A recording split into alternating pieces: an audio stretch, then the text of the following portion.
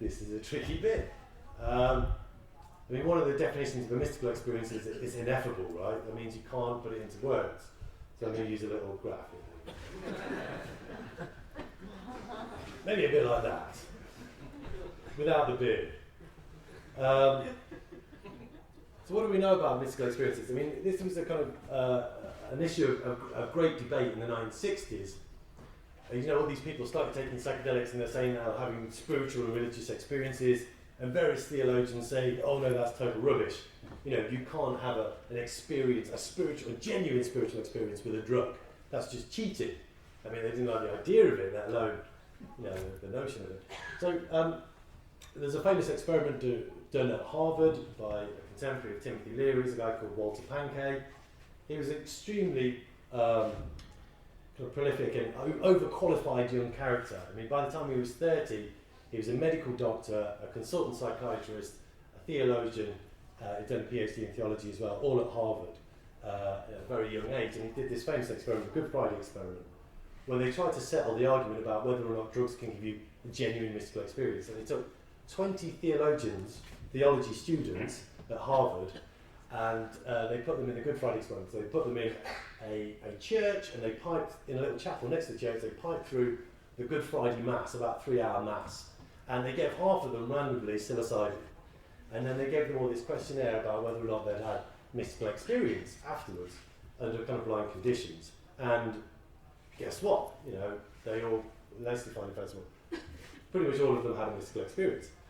And they defined that by various measures which looked at their sense of unity, their transcendence of time and space, a deeply felt positive mood, a sense of sacredness, objectivity and reality, that the experience felt more real than real, that it had inherent paradoxicality, it didn't make sense, but it made sense, an alleged ineffability, you couldn't actually describe it, but it was transient as well, and also that it had positive changes in attitude and behaviour, i.e. long-term changes.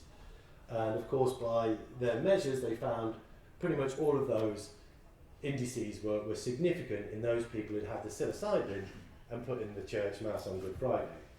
So that seemed to settle the argument. There was even a long-term follow-up study 25 years later by Rick Doblin, who set up MAPS. Has anyone heard of MAPS? It's an institute in the States called the Multidisciplinary Association for Psychedelic Studies, which has been kind of funding psychedelic research for the last 30 years or so. And he did a follow-up actually, and he managed to track down something like 16 of the original participants in that study, 25 years later. And of 9 controls and 7 experimental conditions, 9 out of 10 of those who'd been in experimental condition were still active in the ministry, compared to only half of those in the control condition, if that says anything. But what they also said was that all of them felt, 25 years later, that it was still one of the most profound spiritual experiences of their life. And these are people who are working in the ministry. They hadn't kind of gone around, oh no, I was just high as a kite. It was like, no, this was a really profound and genuine mystical spiritual experience. Now the argument kind of hung there for a while until Johns Hopkins University very recently got interested in this and decided they were going to replicate it. So this was a kind of very run-of-the-mill kind of department of psychopharmacology that were doing standard approved studies on drug addiction, things like caffeine and they just, a professor before he retired decided he was going to replicate the Good Friday experiment, which he did, with kind of bells on basically. I won't go into all the details, but he basically found the same thing. Something like 2/3 of his sample reported a complete mystical experience after one psilocybin session, and 2/3 of them said it was the single most, or in the top 5, most meaningful experiences of their lives, compared to only 8% of the people in the control condition. It's interesting that anybody in the control condition said this was the most important, meaningful experience of their life. I mean, they were just getting high on the music and the eye shades, which shows the power of placebo. But you know, by far and away, 2/3 of the people in the experimental condition said it was the most meaningful experience of their life, or the top 5. To put that into context, they were comparing that to the birth of their first child, or a death of a parent. Okay, that's how meaningful it was. And they also did a follow-up study, and they found that people's, something like 14 months later, and they found that people's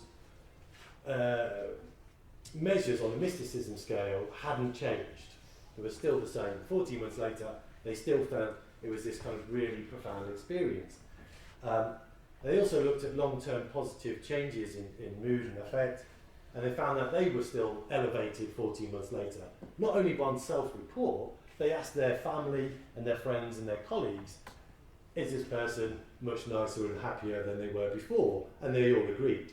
So even by peer report, these people had profound positive changes over a year later.